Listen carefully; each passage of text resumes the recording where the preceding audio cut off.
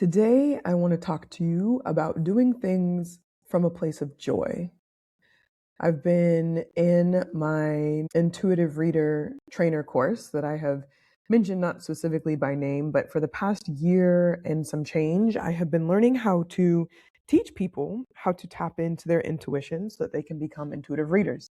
It's the same course that I took where I learned how to unlock my intuition, which gave me the foundation for being able to do the work that I'm doing here at the studio at Asha's place and in my coaching work and all of that stuff. We were talking about what is our role as healers and whether or not we are responsible for the outcome or just for the transmission.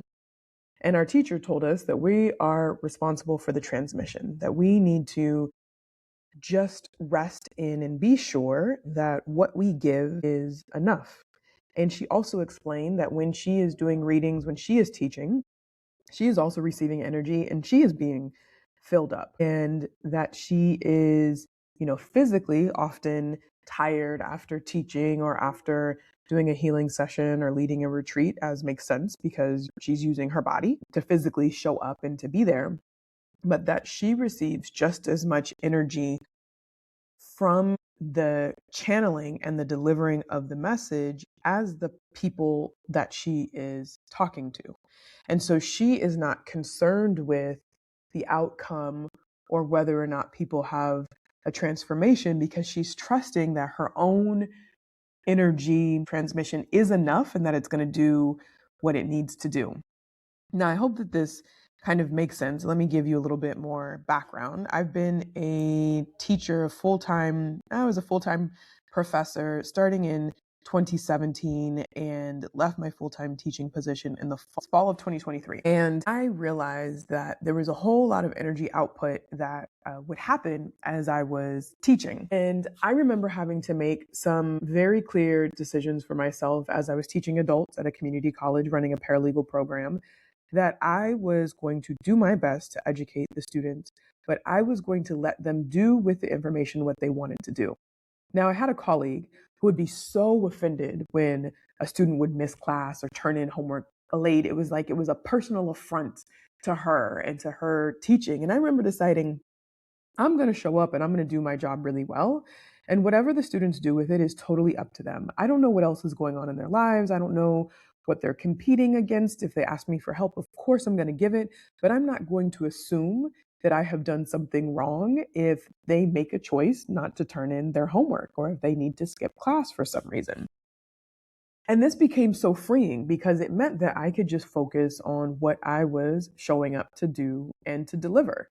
And it took the pressure off in a way that this other person, this other professor, was not able to experience because she was taking the outcome so personally that if she would have stronger rules or be a meaner teacher or whatever, then it would change the outcome, which totally left no room for the human experience.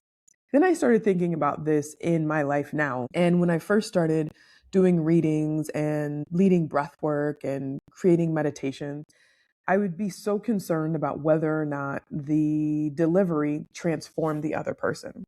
And then at some point, I had to step back and realize that this is something I can't control, but what I can control is how I show up in what I do. Now, let me connect this to joy. As we were talking in our class the last couple of weeks, again, my teacher said she gets filled up from the energy just by delivering, and that she has more, she didn't call it fun, but she has her own kind of energetic upgrade and glow up by doing the work.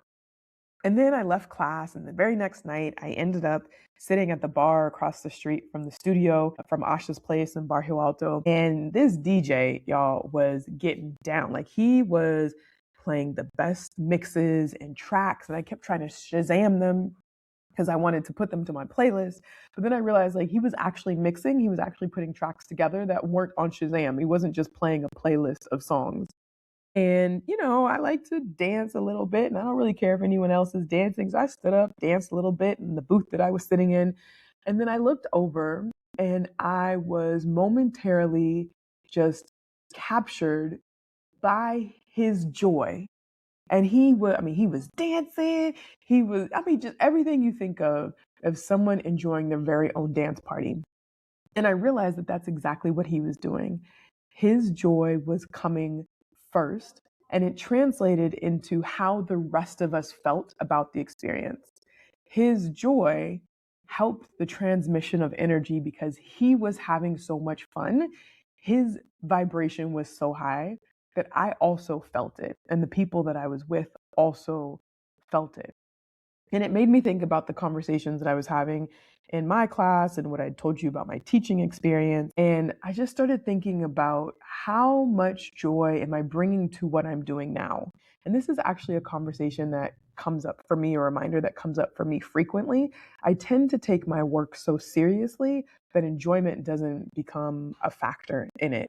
And I'm thinking, like, I need to actually think about how much fun I'm having and making sure that whatever I'm doing, that my joy is primary, that my joy is front and center, because the more that I am enjoying what I'm doing, then the more that that transmission is going to come through for the people that I am working with, for the people that I am guiding, for the people I'm reading for the people I'm creating experiences with. And so, as you are moving throughout your week and you're handling your daily tasks and doing what you need to do, I want you to think about, where is your enjoyment in the process?